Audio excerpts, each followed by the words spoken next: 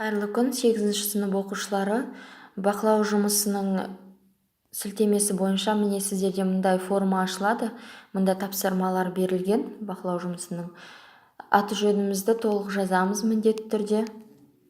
Бақылау жұмысы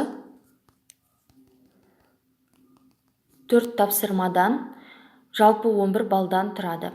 Бірінші сұрағымыз, мында компьютерде есептерді шығару кезеңдерінің ретін дұрыс қою керек.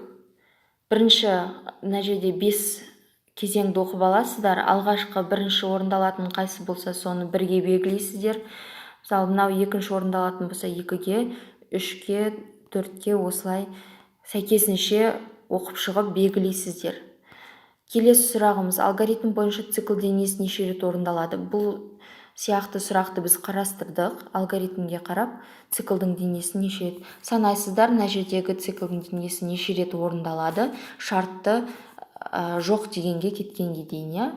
Мысалы, мен 5-ті таңдайын. Бұл қате жауап болуы да мүмкін, сондықтан өздеріңіз есепті шығарып тексеріп көресіздер.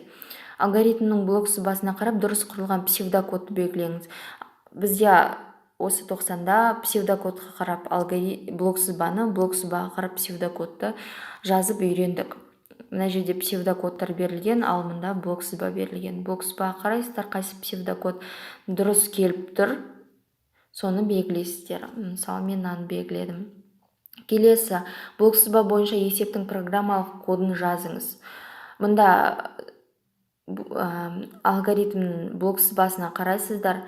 C++ тіліндегі программалық кодын жақсы C++-де жазбаймын, басқа питонда немесе паскальда жазамын деушілерге де болады.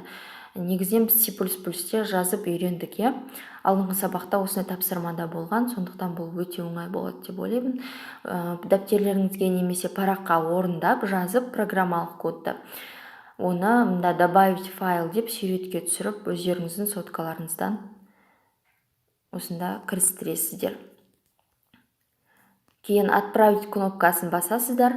Ответ записан деп шығады. Сол маған жауаптарыңыз келеді. Мен оларды тексеріп, барлығын балдарыңызды қойып, кейін айтатын боламын. Сәттілік барлығыңызға.